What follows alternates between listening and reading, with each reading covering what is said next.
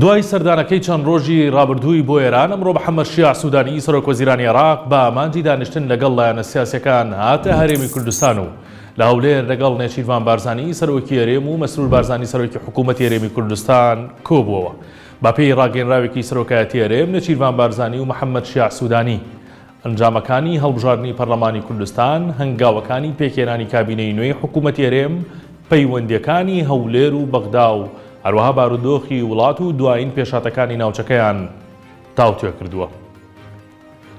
پارێزگاری هەولێر لە قۆناغی نۆیەمدا 150 ڕێگەپێدانی دیکەی دروستکردنی خانووی لە سەر زەوی سندوقی ڕادستی خاوەنەکانیان کرد.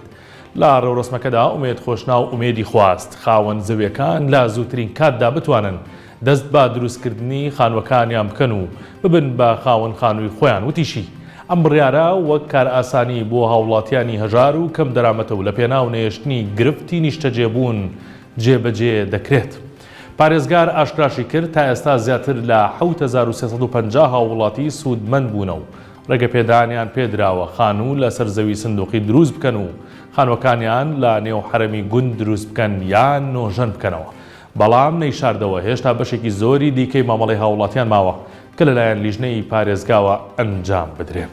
خاوەن مۆلیدەکانی چەمچەماڵ شەوی ڕابردوو کارەبایان کوژاندەوە و قەزاکەیان تاریک کرد، هەر بۆیە دەستگیر کران. ڕەمەک ڕەمەزان قایمقامی چەمچەماڵ بە 1964 وت لەسەر داوای ئێمە و بە بڕیاری دادوەر سەرجەم خاوەن مۆلیدە ئەهلیەکان لەلایەن هێزەکانی یاسایشی ڕۆژهاوا لە چەمچەماڵ دەستگیر کراون. وتیشی پەڕاوی لێکۆڵینەوەیان بۆ کراوەتەوە و ڕادستی دادگا دەکرێن.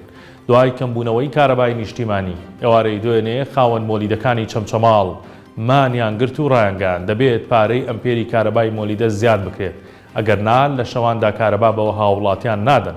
لەبەرەوەی ئێستا ناچارن کاتژمێرەکانی پێدانی کارەبای مۆلیدە زیاد بکەن و بەوەش فشارێکی زۆر دەکەوێتە سەر مۆلیدەکانیان.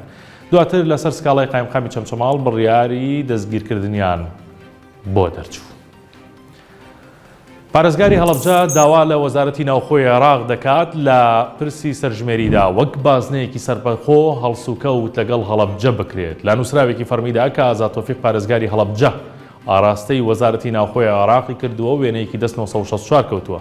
هاتووە بڕیارە لە 20/11/2024 سەرژمێری ئەنجام بدرێت و لەگەڵ ئەوەی لە ڕابردوودا چەندین جار بە فەرمی لایەنە پەیوەندیدارەکان ئاگادار کردوتەوە کە پێویستە پرسی سەرژمێری وەک پارێزگایەکی سەربەخۆ لە هەڵەبجە ئەنجام بدرێت. بەڵام تا ئێستا لەلایەن دەستەی ئاماری حکوومەتی فیدراڵ وەک قەزایەک هەڵسوکەوتی لەگەڵ دەکرێت.